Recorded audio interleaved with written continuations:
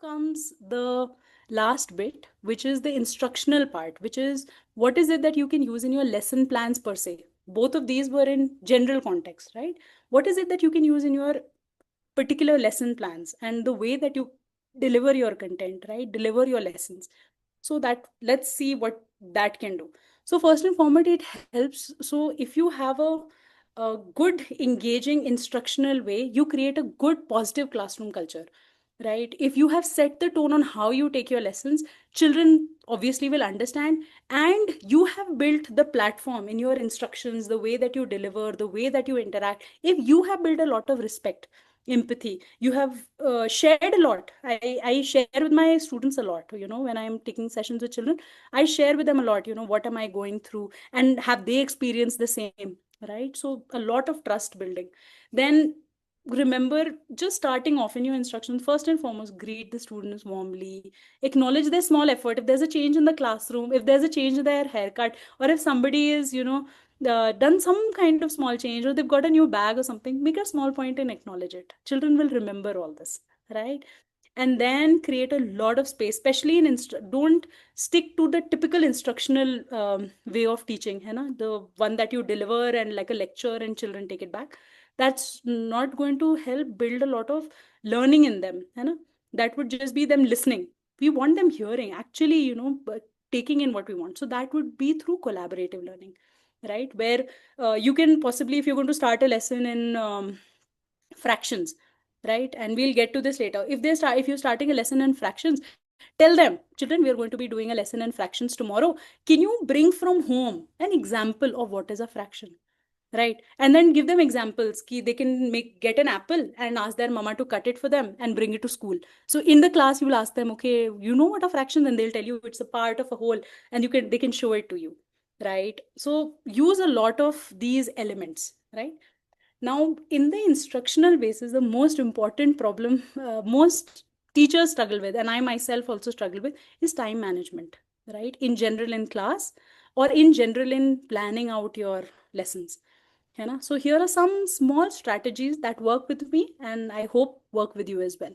So first and foremost is the bell strategy. That means the moment you start your lesson, you do a very small 1, 2, 3 minute activity. For example, one that I do with children is swap. So if they're sitting in a set of they're sitting pairs, I will tell them, okay, for this lesson, swap, right? And you're going to be taking your lesson from this child seat. That means uski notebook mein likhenge aap, uske, you will follow the books that they have, right? Do now quick activity, right?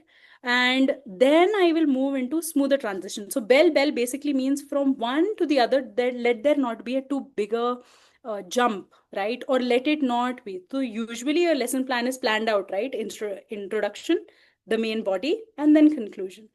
So make sure that you segregate and give yourself time, bell times to do this, right? Then ensure there's smooth transition. Use this final part to make sure, most of the times we miss out on the bit, but make sure towards the end you do a conclusion. Don't wait for the bell to ring for you to do it, right? Even no matter how much where you have reached in the lesson, I understand there's a responsibility on all of us to complete a certain amount of the portion, but make sure that you give them very small brief. How Okay, to do how 40. much. Yes, ma'am. Yes, ma'am. uh, I think there was some background noise, I think. okay, no problem. And teachers, you have half an hour, 40 minutes, 45 minutes at the max. Most schools 40, 45 minutes, right? Don't give a lot of dead time, right? Make sure that there is a counted time, even if it is that they have to complete their work. Make sure it's an acknowledged time. Okay, you have only 10 minutes. Set a timer, right? Give them the clock, but okay, children, from this to this much time is where you'll be doing your work. And then start giving them pre-warnings, okay, everybody, 2 minutes left, 1 minute left, right? Make sure that you give them that kind of structure. Another one that we will again be sharing in the group, but there's something called a Eisenhower box. Basically, it divide all your work into 4 basic quadrants, right? As a teacher, when you're planning your lessons and planning your entire schedule for the year, for the month, etc., put it down whether it is urgent, Put it down whether it is not urgent, whether it is important and not important. And there is a combination of two. So you've made four quadrants, then go ahead and place which is, so most of the, some of the times you may have something which is urgent, but it is not important. Sometimes you have something which is not urgent and it is not important also. Sometimes it is urgent, sometimes it is not urgent, but it is very important in the long term. Sometimes it is not urgent and it is not important, right? So go ahead and make sure that you delegate your task like that. And the another strategy that worked for me, and we've shared this a lot with the other teachers as well, is the D plan, right? Which is that you go ahead and divide all your tasks into four basic categories. Do something which you have to make sure and you have to put your attention into. That is basically handling a children's conflict, submitting the attendance, submitting lesson plans, right? That is very critical. Two is that you're deciding the lesson plans for ahead, right? You have to give yourself some creative time to do this, right? You have to schedule parent teacher meeting, you have to pre-prep for all of that, right? Delegating, that you're asking children to hand out maybe materials, or you're delegating to the class monitor to pre-prepare the class for a certain lesson, or you've requested the class teacher to arrange the class in a certain way, right? Delegate the task. And delete while you are especially in school, right? Or when you are doing your planning part, try and remove social media, any kind of disruptions that you may have, right? So remove it off. That will hopefully help you plan and time manage better, because teachers, it's an endless job, we completely understand, right? Okay, another quick checklist for all of you. How many you have these four things ready?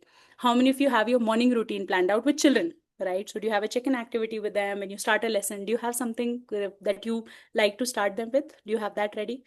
Do you have any kind of brain breaks or energizers, or in the smooth transitions, do you keep some activities ready?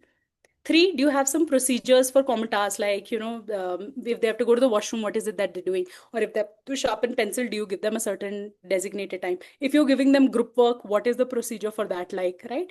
And do you have a certain flexibility for the seating plan for your instruction and for your class ready or no, right? So go ahead, put it down in the chat.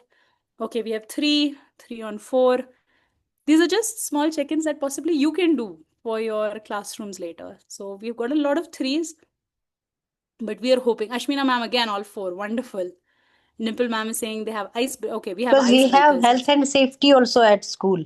That is the Okay, reason all these tools we are doing that. we have to be important with it. Yes, ma'am.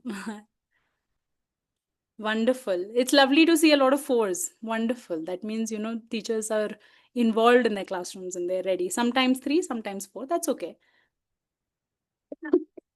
But these are just some quick tips for you to, just tick off, okay, like a checklist. Okay, do I have that ready, this ready? Can I work on this? Can I create this? Can I discuss with the classroom? Most of the time, teachers are subject related, right? So they don't have a lot of influence on the class in entirety.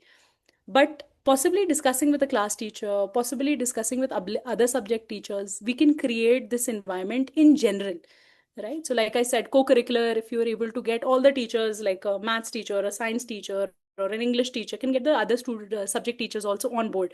Ki we are going to be covering, let's say, fractions this month, or we're going to be covering decimals this month, or we're going to be covering, in English, we're going to be covering descriptive writing this month, right? So can we do other subjects also related to it? So use those little tips, to make sure there is a lot of